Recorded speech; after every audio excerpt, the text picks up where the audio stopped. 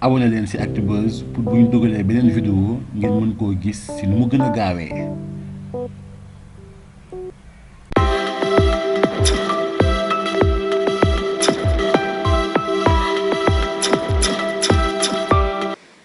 Alors, concernant également le Magal de Touba, vous en avez parlé. Dans les 3 mois à venir, nous avons le Magal de Touba, qui concerne spécifiquement Touba. Nous avons également le Gamou, qui va venir pratiquement un mois après, qui concerne pratiquement l'étendue du territoire. Mais dans la démarche que nous avons entamée, et qui est encore d'actualité, c'est que les marabouts ont été toujours associés à toutes ces démarches du président de la République, de nous-mêmes, parce que nous savons également le rôle qu'ils jouent pour la stabilité de ce pays.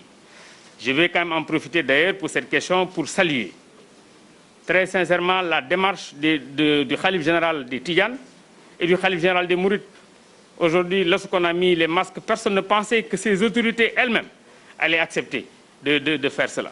Le Khalife général des Tidjanes récemment a été bloqué au niveau d'une levée du corps parce que tout simplement il avait un masque et les gendarmes ne le reconnaissaient pas. C'est quelque chose qu'il faut saluer.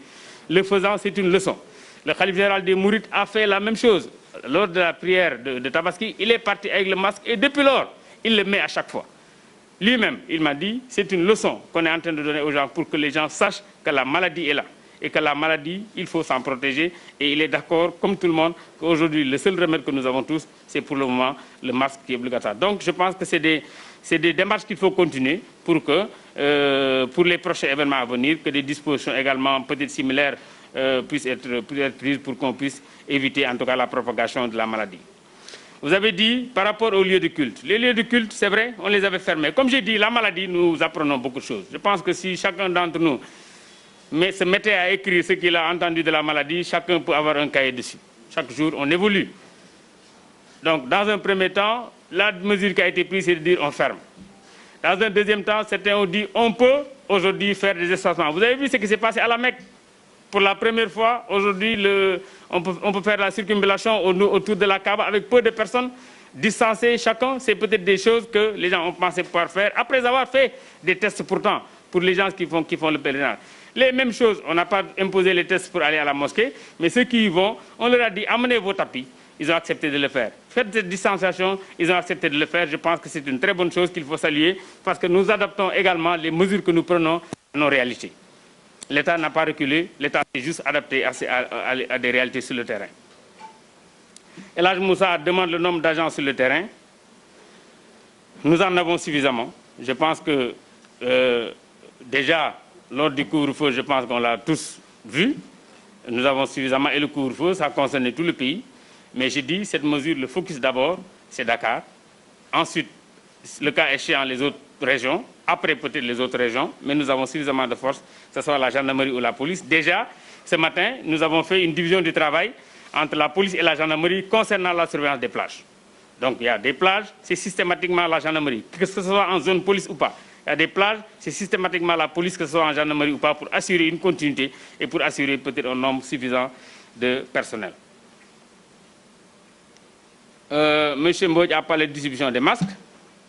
Bon, je pense quand même que d'abord dans la pratique, les masques qu'on a donnés pour l'essentiel, c'est des masques qui ont été donnés gratuitement. Comme vous en avez vous tous là. Personne d'entre vous n'a payé de masques ici aujourd'hui. Parce qu'apparemment... Non, je parle des gens qui ont reçu des masques ici dans la salle.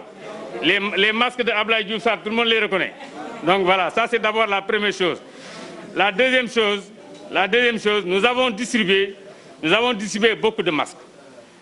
Moi-même, j'ai fait envoyer beaucoup de masques dans toutes les régions qui étaient principalement destinés aux lieux de culte. J'en ai donné également à l'administration. Le ministre de l'Industrie en a fait. Au moment où nous parlons, le ministre de la Santé a des millions de masques pour le service de santé. L'ADER, vous avez également vu, l'ADER aujourd'hui a des millions de masques et je sais que très prochainement, le président de la République va prendre des décisions fortes par rapport à ces masques pour le peuple sénégalais. Je pense qu'il y a des mesures importantes qui ont été prises. Vous avez vu, l'artisanat a eu à en produire. Il y en a beaucoup. Il y a des masques que les gens ont donnés gratuitement. Il y en a aujourd'hui qui se vendent sur le terrain.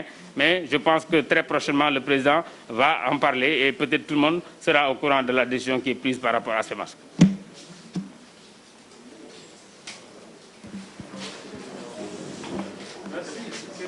Ok.